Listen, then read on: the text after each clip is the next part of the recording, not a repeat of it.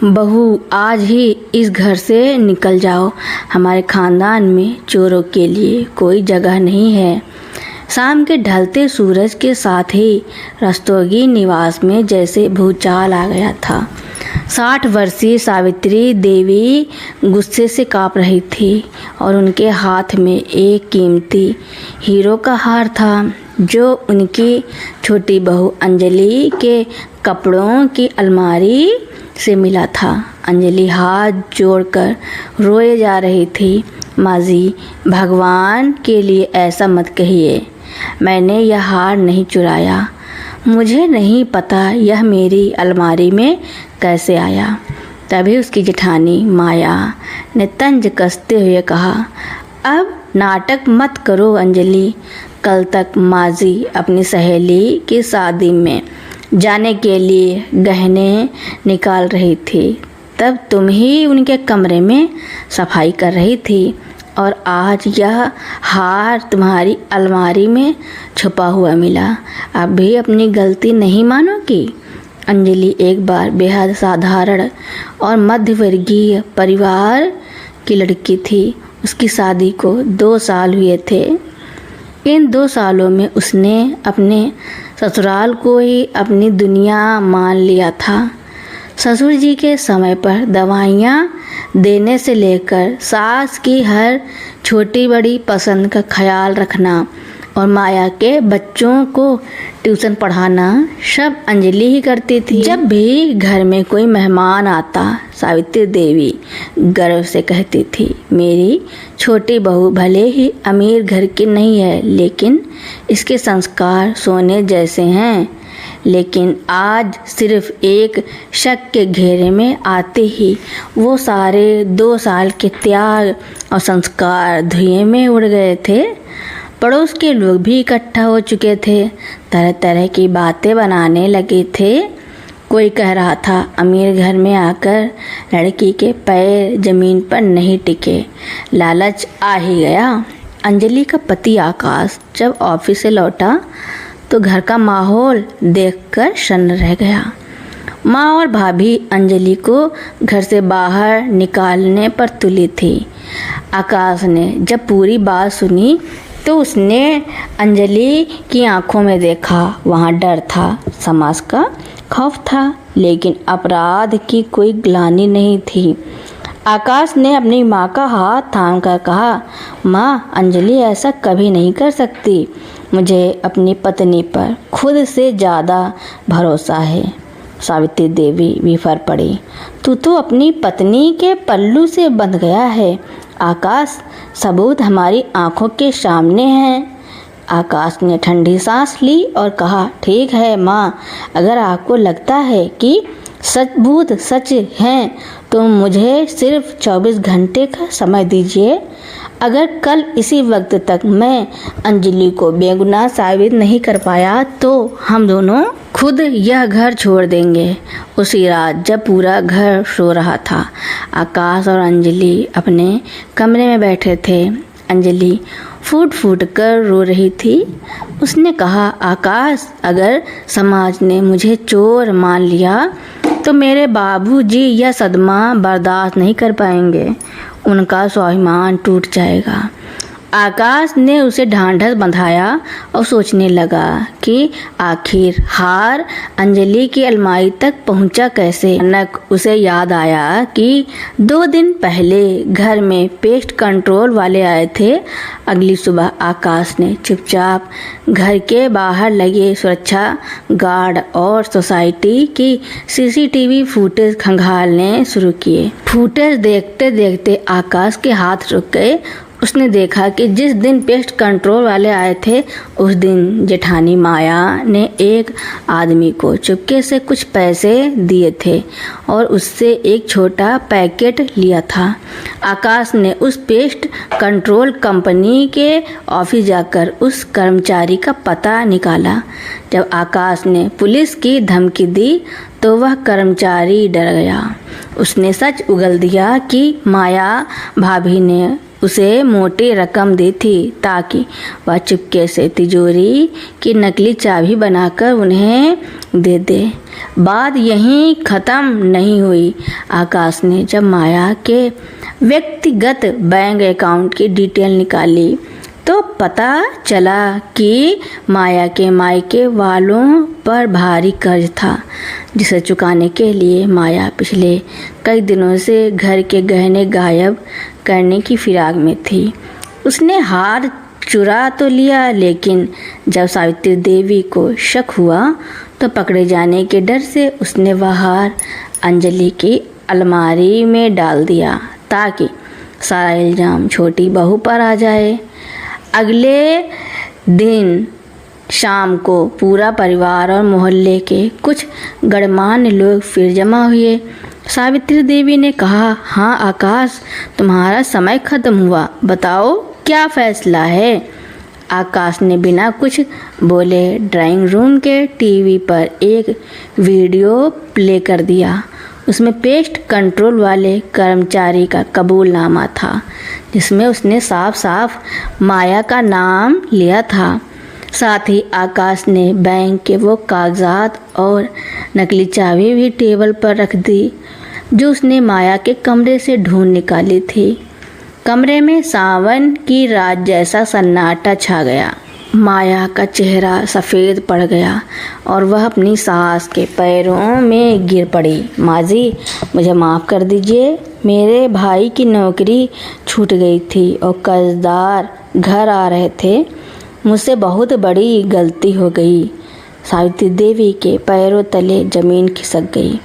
जिस बड़ी बहू पर वह आँख मूंद कर भरोसा करती थी, वह सातिर चोर निकली, और जिस छोटी बहू को उन्होंने कलंकित किया था वह बेकसूर थी। सावित्री देवी रोते हुए अंजलि के पास गईं और उसके हाथ थाम लिए। बहू, मुझे माफ़ कर दे, मैं लालच और शक की पट्टी बांधकर अंधी हो गई थी। मैंने तेरे साफ चरित्र पर कीचड़ उछाला। अंजलि ने धीरे से अपने हाथ सास के हाथों से छुड़ा लिए। उसकी आंखों में आंसू थे, लेकिन आवाज़ में एक गजब का ठहराव था। उसने कहा, माजी, गहने खोते तो दोबारा बन जाते, लेकिन कल जो आपने पूरे मोहल्ले के सामने मेरे माता पिता के संस्कारों और मेरी ईमानदारी का जनाजा निकाला, वो सम्मान मुझे कौन वापस लौटाएगा। अगर आज आकाश मेरे साथ खड़े ना होते तो क्या आप कभी मेरी बात सुनती। आपने सिर्फ मुझे चोर नहीं कहा, आपने इस घर के लिए मेरे 2 साल के प्यार और सेवा को भी एक पल में नीलाम कर दिया। अंजलि ने आकाश की तरफ देखा और कहा, आकाश, आपने मेरा मान रख लिया, इसके लिए धन्यवाद। लेकिन इस घर की दीवारों में अब मुझे घुटन महसूस होती है। आकाश ने मुस्कुराकर अपनी पत्नी का हाथ थामा और कहा, मैं तुम्हारे साथ हूँ अंजलि। दोनों ने अपना सूटकेस उठाया और उस घर से बाहर निकल गए, एक नए और सम्मानजनक जीवन की शुरुआत करने के लिए। पीछे रोती हुई सावित्री देवी और पछतावे से झुके हुए पूरे परिवार के पास सिवाय आंसू के कुछ नहीं बचा था। जब सावित्री देवी और कंचन का सच सबके सामने आ गया तो शर्मा निवास में एक अजीब सा सन्नाटा पसर गया। जो पड़ोसी अब तक तमाशा देख रहे थे वे धीरे धीरे वहाँ से खिसकने लगे। रोहित ने आगे बढ़कर अंजलि और आकाश का रास्ता रोका। उसकी आंखों में पछतावा था। उसने कहा, आकाश, अंजलि, जो हुआ वो बेहद शर्मनाक था, लेकिन तुम दोनों इस तरह घर छोड़कर मत जाओ। गलती माँ और भाभी की है, तुम्हारी नहीं। अंजलि ने पलट कर देखा और बड़े ही शांत लहजे में कहा, भैया, बात सिर्फ गलती की नहीं है, बात उस भरोसे की है जो एक पल में कांच की तरह टूट गया। आज अगर आकाश के पास वो सबूत नहीं होते तो क्या इस घर का कोई भी सदस्य मेरी बेगुनाही पर यकीन करता। जब तक सच सामने नहीं आया था तब तक तो सबने मुझे बेगुनाह मान लिया था ना। अंजलि के इन शब्दों ने रोहित और सावित्री देवी को अंदर तक झकझोर दिया। उनके पास अंजलि के इस सवाल का कोई जवाब नहीं था। आकाश ने अंजलि का हाथ थामा और वे दोनों उस घर से बाहर निकल गए। उन्होंने शहर के एक दूसरे कोने में एक छोटा सा किराए का मकान लिया। शुरुआत में मुश्किलें आईं क्योंकि अचानक नए सिरे से गृहस्थी बसाना आसान नहीं था, लेकिन दोनों के मन में एक दूसरे के लिए अटूट विश्वास और सम्मान था। आकाश ने अपनी नौकरी में और ज़्यादा मेहनत करनी शुरू कर दी और अंजलि ने भी घर पर ही बच्चों को ट्यूशन पढ़ाना शुरू किया। धीरे धीरे उनकी ज़िंदगी पटरी पर लौटने लगी। वे एक छोटे ही सही लेकिन गरिमा और शांतिपूर्ण माहौल में रह रहे थे। उधर रस्तोगी निवास में खुशियाँ जैसे हमेशा के लिए ख़त्म हो चुकी थी। माया के इस कृत्य के बाद परिवार में दरार आ गई थी। दीपक इस बात से इतना शर्मिंदा था कि उसने माया से दूरी बना ली। समाज में भी रस्तोगी परिवार की खूब थू-थू हुई। जो सावित्री देवी कभी अपनी बड़ी बहू के गुण गाते नहीं थकती थी, अब वे हर वक्त गुमसुम रहने लगी। उन्हें रह रहकर अंजलि को वे निस्वार्थ सेवा याद आती जिसे उन्होंने एक झटके में भुला दिया था। एक दिन सावित्री देवी की तबीयत बहुत ज़्यादा बिगड़ गई। घर में माया थी लेकिन उसने अपनी आदतों के मुताबिक मुंह फेर लिया और दीपक भी काम के सिलसिले में बाहर था। जब रोहित को समझ नहीं आया कि क्या करें तो उसने न चाहते हुए भी आकाश को फ़ोन किया। फ़ोन सुनते ही आकाश और अंजलि सब कुछ भूलकर तुरंत अस्पताल पहुँचे। डॉक्टर ने कहा कि अगर थोड़ी भी देर हो जाती तो दिल का दौरा पड़ने की वजह से सावित्री देवी की जान जा सकती थी।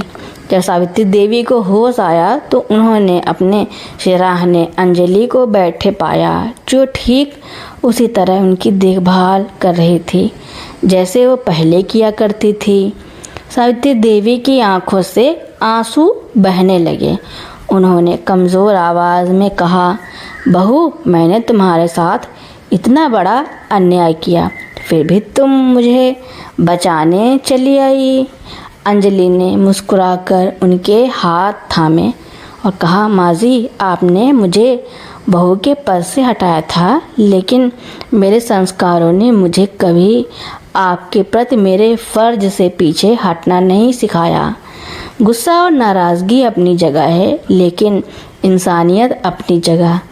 सावित्री देवी को समझ आ गया था कि असली धन हीरो का हार नहीं बल्कि अंजलि जैसी संस्कारी और साफ दिल की बहू थी, जिसे उन्होंने अपने अहंकार में खो दिया था। हालांकि अंजलि और आकाश वापस उस बड़े घर में रहने नहीं गए, लेकिन उन्होंने सावित्री देवी को माफ़ कर दिया और उनके बीच के कड़वे रिश्ते हमेशा के लिए ख़त्म हो गए। तो दोस्तों, मेरी कहानी सुनने के लिए आपका बहुत बहुत धन्यवाद। ऐसे ही नई नई कहानियाँ सुनने के लिए मेरे चैनल को लाइक, कमेंट, शेयर, सब्सक्राइब एवं बेल आइकन का बटन दबाना ना भूलना, ताकि मेरी नई नई कहानियाँ आप लोगों तक पहले ही पहुँचती रहें। धन्यवाद।